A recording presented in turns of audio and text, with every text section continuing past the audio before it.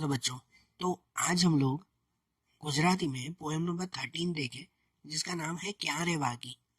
ये जो पोएम है ना, बहुत ही सिंपल, शॉर्ट और बहुत ही इफेक्टिव वे में लिखी गई है।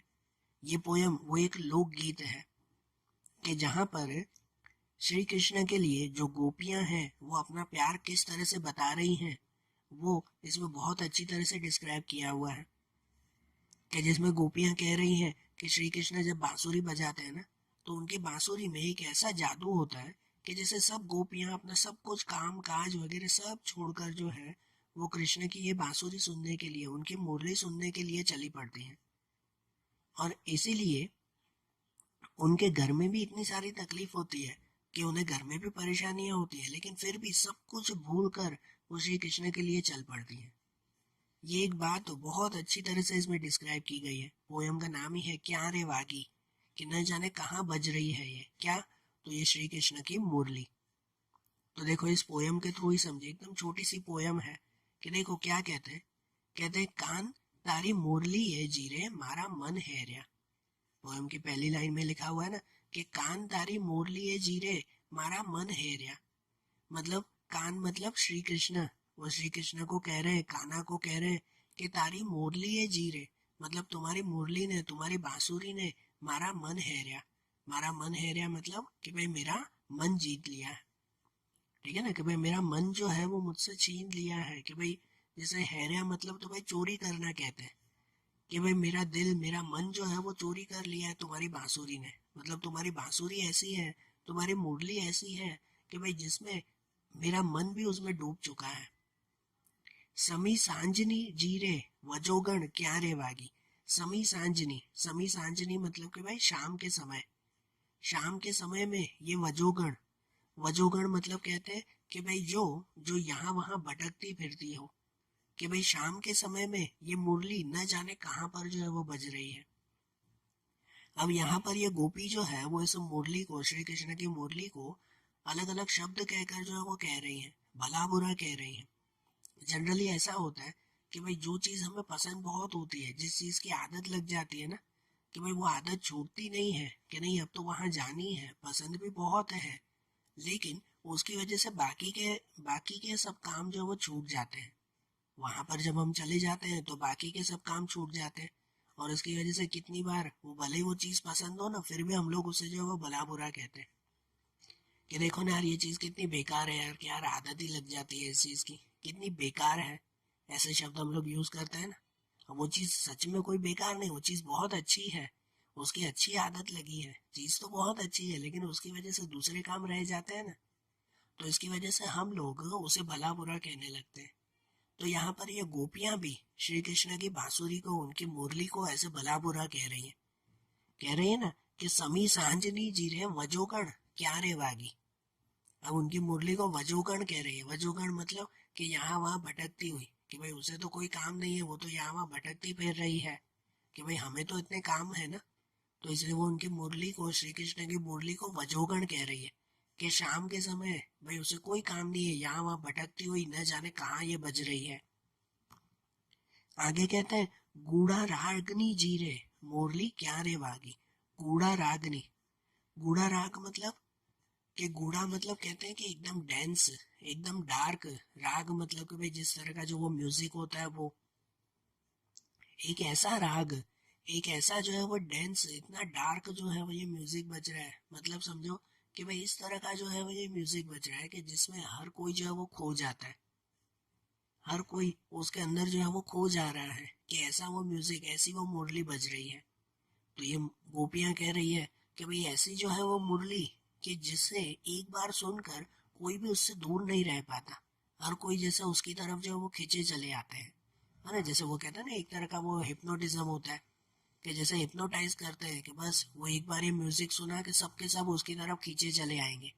तो ऐसी फीलिंग यहाँ गोपियों को हो रही है कि वो मुरली के लिए यही कह रही है कि भाई गूढ़ा रागनी, कि ना जाने इतना डेंस म्यूजिक, कि ना जाने कैसे बज रहा है कि हर कोई उसकी तरफ खिंचा चला जा रहा है। और आगे कह रहे हैं कि मदरातनी जी रे अभागनी क्या रे वागी। कि मदरातनी जी, कि भाई आधी रात तक ये बजने वाली अभागनी।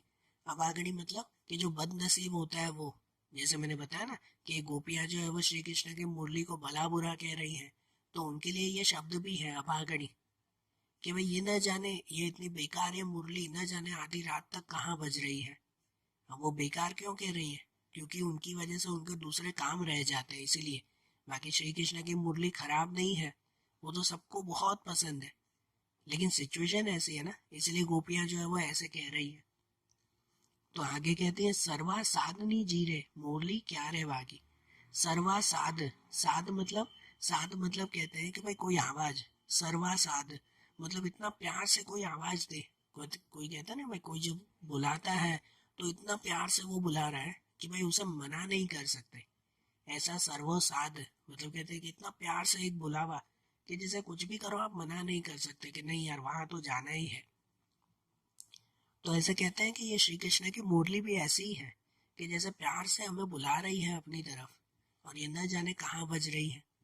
कहते हैं जब गोपियां जो है वो सब अपने गांव में अपने घर में बैठी हुई है और दूर कहीं पर जो है वो श्री कृष्ण की मुरली सुनाई देती है, तब ये गोपियां ये सब बातें कर रही है कि न जाने कहाँ ये मुरली बज रही है, न जाने कहाँ ये श्री कृष्ण अपनी मुरली बजा रहे हैं, कि भाई अब रहा नहीं जाता, कि अब तो श्री कृष्ण की मुरली की तरफ हमें जाना ही जाना है।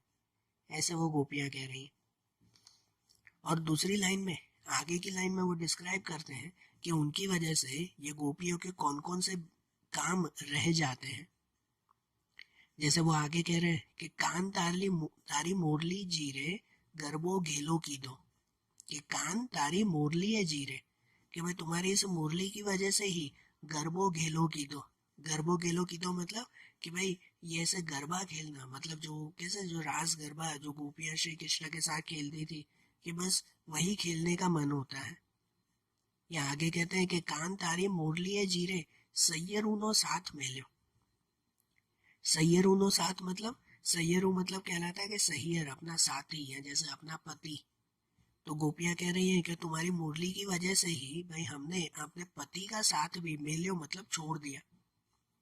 भाई तुम्हारी मुरली ही ऐसी है कि जहाँ पर उस तरफ हम लोग खींचे चले आते हैं, और वहां पर हमें जो है वो क्या कह सकते हैं कि तुम्हारे साथ रास करने की इच्छा होती है, तुम्हारे साथ जो है वो हमें नाचने की इच्छा होती है। भाई तुम्हारी वजह से हमने जो है वो अपने सैयर अपने साथी का साथ भी छोड़ दिया है, मतलब अपने घर बार अपने पति का साथ भी हमने छोड़ दिया है। ये आगे कहते हैं कान तारी मुरली है जीरे माँ ने बाप मेल्या। माँ ने बाप मेल्या मतलब कि भाई हमने अपने माँ बाप को भी छोड़ दिया, अपना घर बार भी छोड़ दिया। कहते हैं ना अपने साथी को छोड़ दिया, अपने माँ बाप को हमने छोड़ दिया, किसकी वजह से? भाई तुम्हारी मुरली की वजह से। भाई तुम्हारी मुरली की वजह से हमने अपने माँ बाप को भी छोड़ दिया है। यह कहते हैं कि कान तारी मुरली है जीरे रोता बाढ़ मेल्या। रोता बाढ़ मेल्या इसका मतलब कि भाई घर में जो है वो हमारे बच्चे रो रहे हैं, रोता बाढ़ मतलब हमारे बच्चे रो रहे हैं, उन्हें भी हमने छोड़ दिया। अब घर में कोई माँ के जो है वो बच्चे अगर रो रहे हो तो माँ सबसे पहले उसी पे ही ध्यान देगी ना। लेकिन यहाँ गोपी कह रही है कि भाई श्री कृष्ण की मुरली में एक ऐसा जादू है, एक ऐसा अट्रैक्शन है, इस तरह से हम लोग उसकी तरफ खींचे चले आते हैं कि उसकी वजह से हमने अपने रोते हुए बच्चों को भी वहां पे छोड़ दिया। हमने रोते हुए बच्चों को छोड़कर भी जो है वो हम वहां पर चले आए हैं, भाई तुम्हारे पास चले आए हैं। और आखिरी में कहते हैं कि कान तारी मुरली है जीरे कोठी है कण खूटिया। कोठी है कण खूटिया इसका मतलब क्या? कि भाई घर में जो है वो अनाज तक खत्म हो चुका है भाई तुम्हारी वजह से। ये क्या? तो ये एक समझो कहावत की तरह दिया हुआ है कि जनरली घर में जो स्त्री हैं, जो लेडीज होती हैं, जो वुमेन है, तो उनका काम ये होता है कि घर में सब चीजों का जो है वो सही तरह से ध्यान देना, खास कर घर के अनाज, घर के खाने पीने की चीजों का। कि घर में पहले के समय में सब लोग जो है वो पूरा पूरा अनाज भर कर रखते थे, फिर वो अनाज जो है वो कभी भी खत्म नहीं होने देते थे। वो कि अगर जरा सा अनाज अब कम होता जा रहा है या खत्म हो रहा है, तब उसी वक्त बाहर से जो है वो मंगवा लेते हैं। लेकिन जिन स्त्री का या जिन लेडीज का, जिन वुमेन का घर पर ध्यान नहीं होता ना, जो लोग घर पर बरोबर ध्यान नहीं देते, तब उस वक्त उनके घर का अनाज जैसे खत्म हो जाता है, ऐसे कहा जाता है। ये कहावत की तरह कहा जाता है कि भाई ये जो वुमेन्स हैं भाई वो घर पे ध्यान नहीं दे रही हैं, तो इसकी वजह से घर का अनाज खत्म हो गया और उन्हें ध्यान भी नहीं है। उनके बाद ध्यान आता है कि अब तो घर पे कुछ बचा ही नहीं है।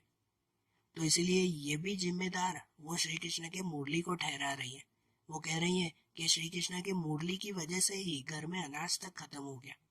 तो घर में अनाज खत्म हो गया, इसके कहने का मतलब कि हम लोगों ने घर में कोई चीज का ध्यान नहीं दिया। तो श्री कृष्ण की मुरली की तरफ ये गोपियों का अट्रैक्शन ऐसा था कि वो कह रहे हैं कि भाई हमने जो है वो अपने साथी, अपने पति को छोड़ दिया, अपने माँ बाप को छोड़ दिया, भाई अपने बच्चों को भी रोता हुआ छोड़कर चले आए, भाई अपने घर का मैनेजमेंट भी हमने ध्यान दिया नहीं, घर की तरफ भी ध्यान नहीं दिया, घर पे भी सब चीजें खत्म होती जा रही है, वो ध्यान नहीं दिया, और सब छोड़कर हम लोग जो है वो तुम्हारी तरफ चले आए हैं। तो ऐसा श्री कृष्ण की मुरली में एक अट्रैक्शन, एक ऐसा जादू है ना कि सभी गोपियां अपना सब कुछ छोड़कर वो श्री कृष्ण की तरफ जो है वो चली आती हैं। बरोबर, समझ आई बात? एकदम छोटी सी ये पोयम, और जिसमें इतना इफेक्टिव वे में श्री कृष्ण की मुरली के बारे में बताया हुआ है। ओके, तो देखो आज जैसे ये पोयम देखी ना, अब ऐसे ही इनकी दूसरी पोयम्स हम लोग अगले वीडियोस में देखेंगे। Okay, thank you.